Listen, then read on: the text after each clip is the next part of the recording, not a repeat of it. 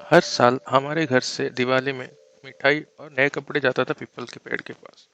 पता नहीं क्यों थोड़ा सा अजीब तो लगता था, लेकिन हर साल जाता था इसलिए हम लोग उतना ध्यान नहीं देते थे। लेकिन इस बार कुछ अलग ही हुआ।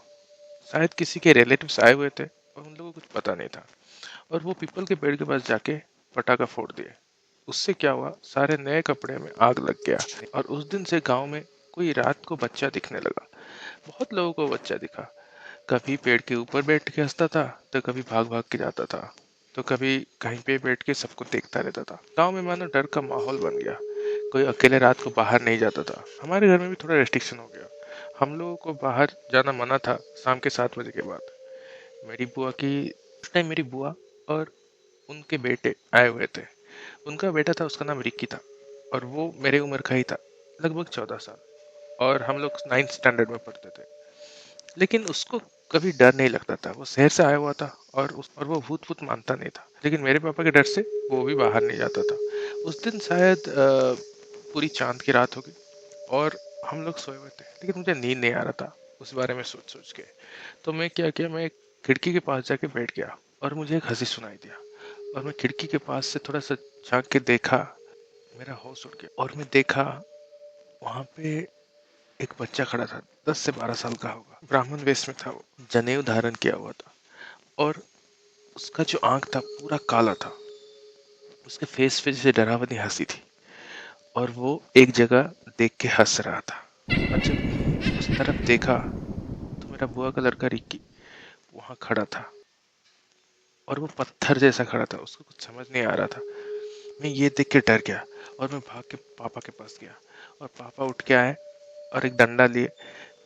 जब हम लोग बाहर आए तो देखे रिक्की बेहोश हो गया था, और वहां पे वो बच्चा नहीं था। सुबह उसको बहुत तेज बुखार आया। वे मेरे पापा और गांव के कुछ लोग एक पुजारी के पास गए। तो पुजारी जी बोल रहे कि ये तो मुंजिया ने उसको बस में कर लिया है, तो आप लोग एक बड़े पुजारी के पास जाओ।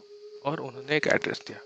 तो मैं पापा को पूछा, पापा ये मुंजिया क्या होता है? पापा बोले, बहुत साल पहले की बात है। उस टाइम दादाजी का कोई कजिन था जिनका मौत हो गया था। दादाजी लोग उस टाइम छोटे थे, और उनका जो कजिन था उसका जनेऊ का वो रस्म चल रहा था, और वो पानी में डूब के मर गया था। और तब से वो इस पीपल के पेड़ में रहता है। वो कभी किसी को परेशान नहीं करता था। लेकिन इस बार शायद ये पटाखा फोड़ने से जो आग लग गया, उसके वजह से वो गुस्से में आया हुआ है, और गांव में सबको परेशान कर रहा है। तो अगले दिन ही पापा और हमारे घर के पास से कुछ लोग पुजारी जी को लाने गए, और पुजारी जी को ये सब बात बताया। और पुजारी जी बोले कि मैं पूर्णमासी के दिन आऊँगा। तो 2 दिन बाद वो आए, और पीपल के पेड़ के सामने फिर से कपड़ा और मिठाई रखा गया। और मैं रिक्की को लेके उसके ऊपर कुछ मंत्र पढ़ा गया, और उनको उसको थोड़ा झाड़ फूंक किया गया। और धीरे धीरे देखे कि उस वो भी ठीक होने लगा। तो ये सब करने के बाद पुजारी जी चले गए। उनके बाद से धीरे धीरे ये सब होना बंद हो गया। तो हम लोग को उतना रात में हंसी वैसी सुनाई नहीं दे रहा था, लेकिन कभी कभी लगता था कि कोई है, कोई साया जैसा आसपास है। लेकिन धीरे धीरे ये सब चीज़ कम हो गया। लेकिन आज भी मैं और रिक्की जब मिलते हैं, तो हम लोग इसी बारे में बात करते हैं। और आज भी मुझे उस पेड़ के पास जाने में डर लगता है।